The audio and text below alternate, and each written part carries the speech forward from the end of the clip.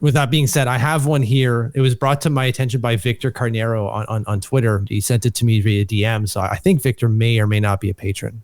I think he may. Okay. I think he may or may not be. I just cover all my options there. Huh? Jesus.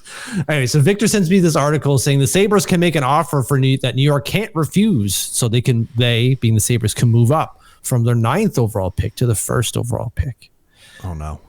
Sending Bowen Byram and JJ Peterka alongside the 9th overall pick to get the 1st overall. I think they kind of like, there would likely be more assets involved, as it would be one heck of a risk to trade only a prospect who's never touched the NHL ice.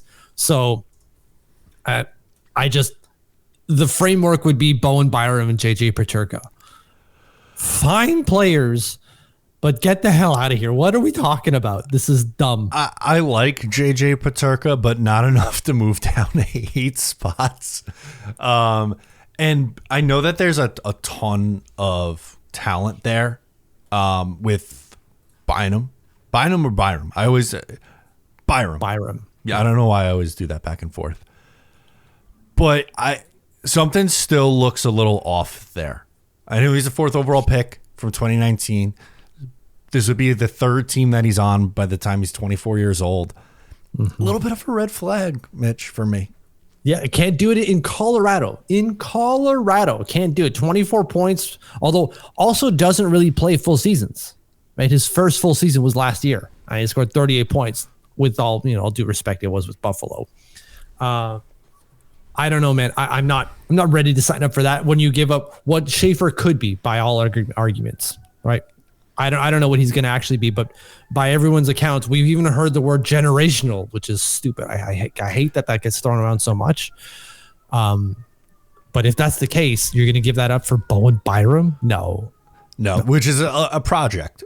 I mean, there's been, again, he's extremely, extremely talented, but some of his, and I know he's on a shitty team, but his underlying numbers stink. Like they are really, really, really bad. Can he figure it out? Yeah, maybe. But what if he's just, and bring it back to a guy who was actually on the Islanders this past year, what if he's just Tony DeAngelo, though? Right. Exactly. That might just be what he is. And he's a bit of an offensive defenseman. Okay. But he's horrible defensively and not a good possession player and all those things.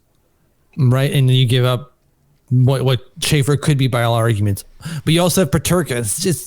It's these NHL deals, right? NHL, the video game, where you're throwing as much value as you can to make that fader reach the same amount as the other one. But that's just not how it works in the real world.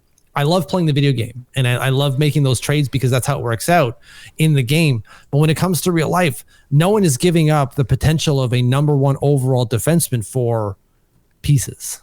And a 9th overall pick, that's such a huge difference. We might not even be able to draft James Higgins with that. No, probably not. I think he'd be gone at that point. You're in back in the Jake O'Brien tier, as we were talking about when we thought the Islanders were picking 10th overall. I like Peterka. If there was if we had another conversation where it's Islanders are picking number 1 overall, but maybe trading Simon Holmstrom and something else for Peterka because of his offensive upside, 68 points, 27 goals in 77 games, has had back-to-back seasons with 27 plus goals at 23. I'm not opposed to adding a guy like that on this roster, but not in the context of foregoing Michael Misa, Matthew Schaefer, James Higgins. No, I totally agree with you. I just can't. And so obviously Metsudash has not received one of those offers. And I think he was going to hold off. Even if he did, they're not going to make that trade now. Gary Bettman would absolutely kill them because he doesn't like trades happening during the Stanley Cup Finals. No. And there's still so much time before 12 days isn't that long. But at the end of the day, if there was going to be a trade, I don't think there is. Probably happening draft night, no? 100%. You're absolutely right. By all historical accounts, right? The when you make these deals is at the last possible second because that's when they reveal their true hand. No GM is giving you everything, the most they can give you right now. No one is doing that. They're giving you, maybe depending on the discussions, you're halfway there to what their final offer is. But that's probably not going to be seen come draft day.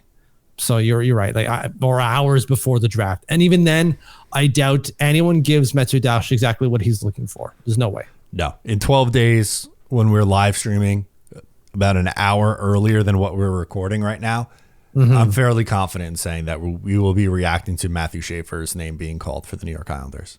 Absolutely. And then we hold on hope that they make that trade with Utah. Yeah, Maybe. I think we keep seeing that, eh? Yeah, we keep seeing it. And I said it, I think maybe on the last episode or a recent episode on here, I think we got to stay on until like, I don't know what, at least the top 10 of the draft. Yeah.